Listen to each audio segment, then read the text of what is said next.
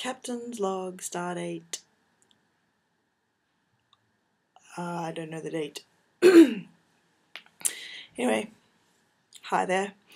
I've had, as you can probably tell, some bit of trouble keeping up on the blog with all the photos and the stories that I would like to share, but I haven't had a whole heap of time because I've been busy doing all these things, and also these aren't too happy, just because a lot of the places I've been staying don't really have a proper desk set up, so I can't get the whole kit and caboodle out. Also, as I've discovered playing with the camera all day, this motion also not very happy with hands. So, a little experiment here. I am trying a video blog. I can tell you right now that staring at myself while recording this is, I think I'd like to chew on ice. I prefer it.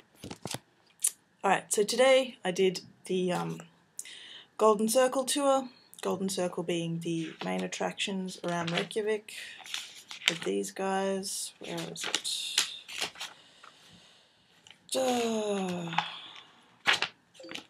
There you go, Golden Circle.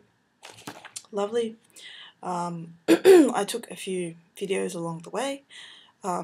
My camera, while it is a high definition video camera, has a few issues with recording. So, for example,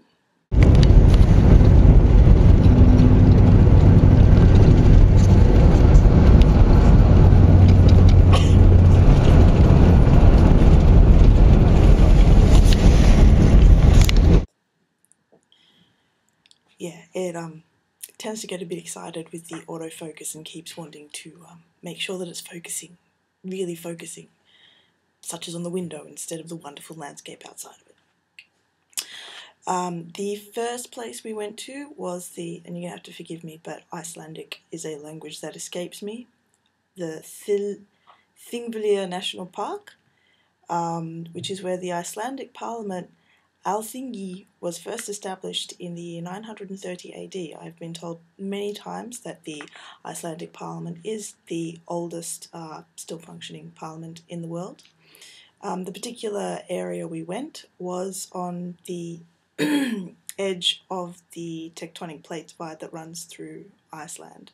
The American and the Eurasian tectonic plates are apparently drifting apart a couple of centimetres a year, and as they are, the land is sinking down. And that really doesn't bode well for Iceland. Alright, this is the centre. Which is very looking at a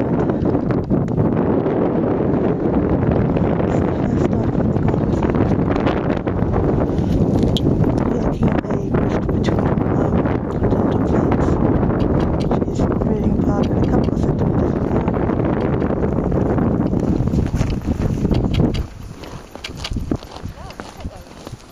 Isn't this place magnificent? So yeah, it was windy. You can't hear shit of what I'm saying, which is pretty good because I was probably talking crap anyway. The lake you saw was actually filling in with the land sinking, with the things, the plates, That sun was about, I don't know, 1:30-ish. We were getting rushed on very fast from every place we went to because the guide was very concerned that we should get to all the areas we were going to with sunlight, but as you could see there were clouds, so all the rushing didn't really pay off. Alright, the next place we went to was the Gullfoss waterfall, and that was wow. Like wow. At which point my camera died, the batteries, and there was no more. So sad. Just I can't really pronounce Icelandic words yet. Something like that. It's called waterfall. Once again, very, very cold. I actually ran into the visitor centre here and bought a fur-lined hunter's hat because my face is going to fall off. Some might consider fur to be cruelty against animals, something of a luxury.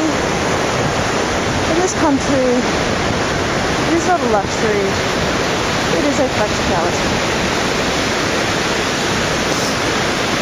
You can see the waterfall has been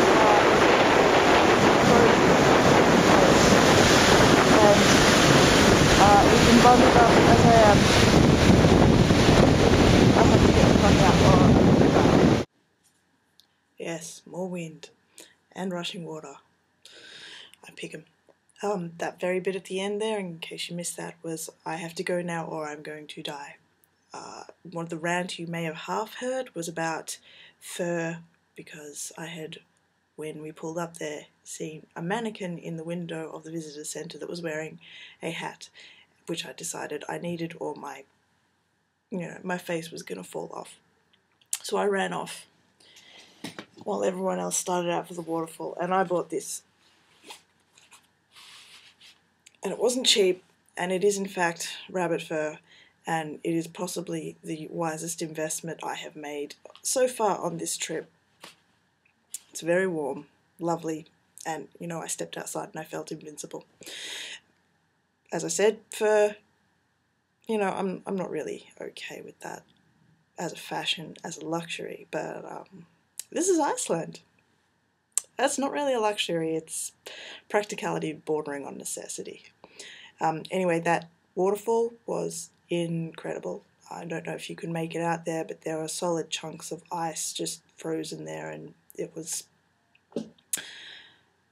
really something to behold.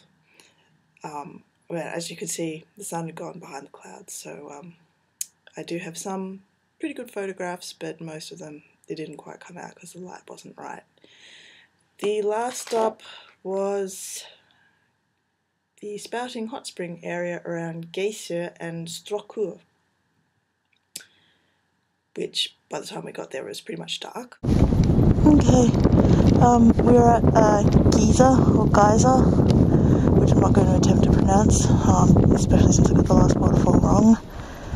It is pretty much dark now.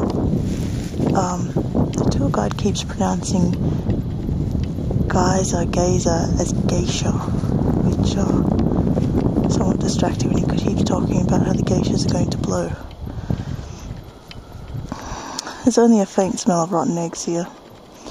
Where all the people are down there, they're waiting for the big geyser to blow every 5 minutes. Nice little steamy pool here. Fewer. As you can see,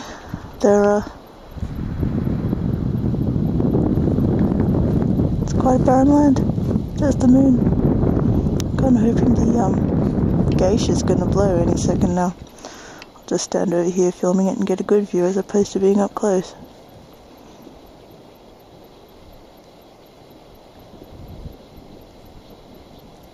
I don't think I have the patience for this.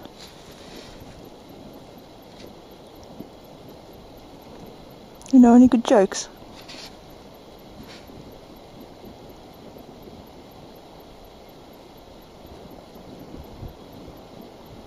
No, me neither.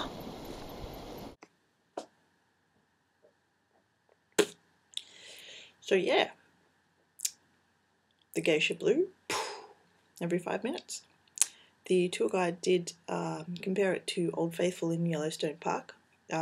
He said that he hadn't seen Old Faithful himself, so he couldn't really compare between the two to say which was the bigger and more impressive. I have been to Yellowstone and I have seen Old Faithful, and while I'm pretty sure Old Faithful was a bigger geyser, as far as geysers go, it wasn't surrounded by beautiful windswept tundra, so there's no competition there. You want to pick a geisha or a geyser? Anyway, I think this is gone on long enough for this experiment. That is quite enough of me waffling on. Do I need some like proper? Did Kirk ever sign off properly? Is it like Kirk out for his own captain log things? Yeah, I don't know. It stops now.